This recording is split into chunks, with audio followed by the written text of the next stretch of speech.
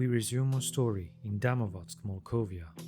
After Bryn asked if they wanted to come with her to Volgograd or stay behind in Damovotsk, Adelia replied, "By the way, I didn't tell you, but I spoke to a few contacts of mine about what happened a month ago.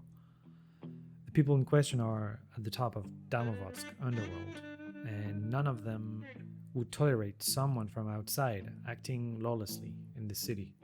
After all, rules are made for a reason, and Damovotsk has its own." Hearing her words, the three felt curious about the results, with Bryn asking, "So, what did they do about it?" Nodding her head, Adelia responded, "Well, they sent their people to punish Petrovich, but the result was less than satisfactory. Even though my contacts didn't give me too many details, their words implied that there's someone behind him from Volgograd that even they can provoke. I don't have a name though." With his brow furrowing, Damian replied solemnly, "So let me get this right. You're saying that the man could attack us again and we can pretty much only play defense? Did they even tell you why they were after us in the first place?" In a voice filled with hesitation, the middle-aged redhead responded, "Well, they still warned him to behave, so the chance of that happening has at least decreased, I think. As for why he was after us, as far as I know, they didn't find out." Her words were less than reassuring, with Bryn letting out a wistful sigh before she interjected, The fact that he hasn't acted for an entire month should mean that he fears my strength, which is good news, because if he had several master martial artists, even if they were not at the peak of that level, then even I would be in trouble. So the strongest people under him should have barely reached the elite martial artist level, maybe even less than that. The words brought a wry smile to Damian's face as he commented, "Well, it may be easy for you to face those people, but they could probably beat me to a pulp in a few moves." Indeed, the disparities between each level in martial arts were tremendous. A strong novice martial artist could break wood. A strong elite martial artist could break rocks. And finally, a strong master martial artist could break metal. Now, although Damian's skin and muscles had gained in astonishing toughness, akin to leather, he did not believe he could resist a punch that could break rocks. Chuckling lightly at his words, Bryn replied, "That's only if you face them unarmed, but as long as you have the right gun, even a master martial artist like me can be killed by someone at your level. Of course, that implies being able to hit them in the first place, which, granted, is far from simple." Shaking her head slightly, she then added, "In any case, now that I know that there's someone from the capital behind that lunatic, I think it's best for you three to stay here, because otherwise the enemies would not be just random thugs with a few novice martial artists."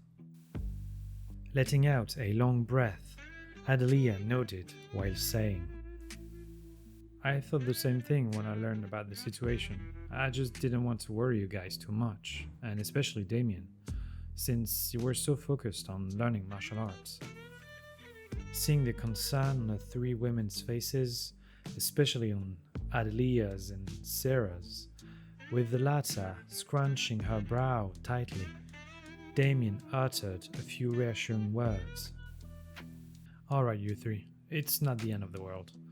Like Bryn said, as long as I've got the right gun, I'll be able to take care of anything that Petrovich can throw at us. Speaking of which, Bryn, do you know where I can get that kind of gun?" Hearing his words, a faint smile appeared on the muscular redhead's face, who replied, "Of course, follow me upstairs. As soon as these words left her lips, both of them stood up before Bryn started walking towards the staircase. As for Damian, he briefly patted Seraphine's and Adelia's shoulders, after which he swiftly followed the tall woman.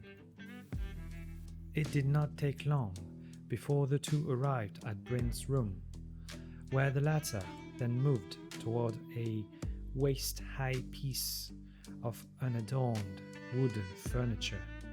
After grabbing and pulling the wood panel handle towards her, the cabinet immediately unveiled a simple-looking safe with a digital code panel in the middle.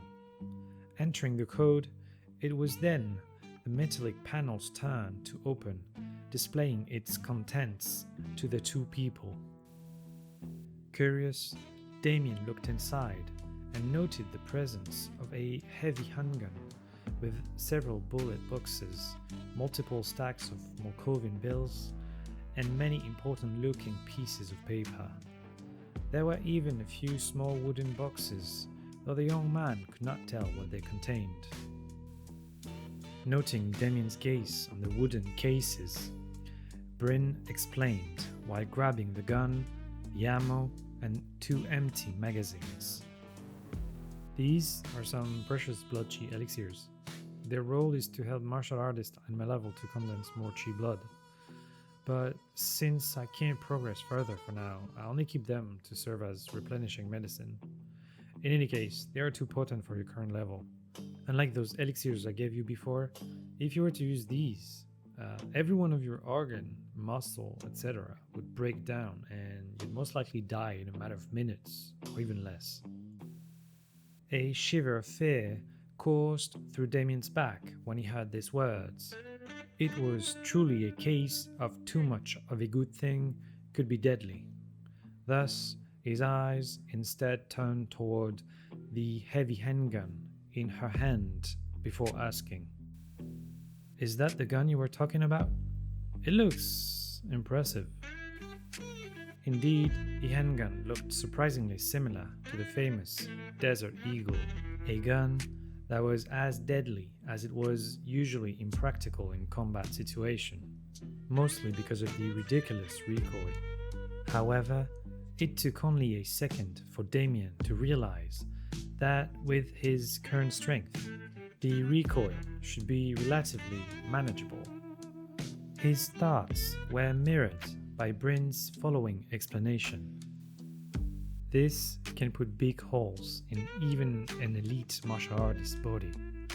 And that's no mean feat, I'm telling you. The people at that level have unified their skin and muscles, which give them a much better defense than you.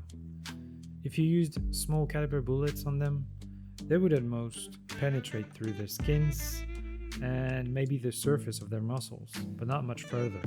But this baby's ammo can go right through them and injure their organs, as long as you aim well, of course. After letting out a deep breath, Damian recalled these few times in his previous life when he went to the shooting range with his high school friends to learn how to shoot a gun. After many sessions, he had been able to bring his skills to a level where he could repeatedly hit a stationary target at around 10 meters without shooting himself in the process.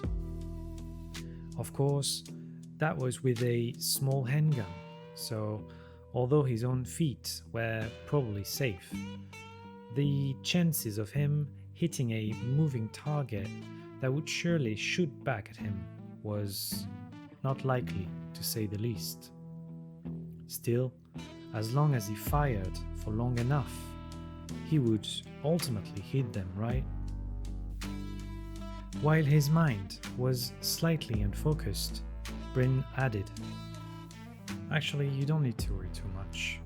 That Petrovich guy is certainly not a fighter, and wouldn't join his men if they attacked the penthouse.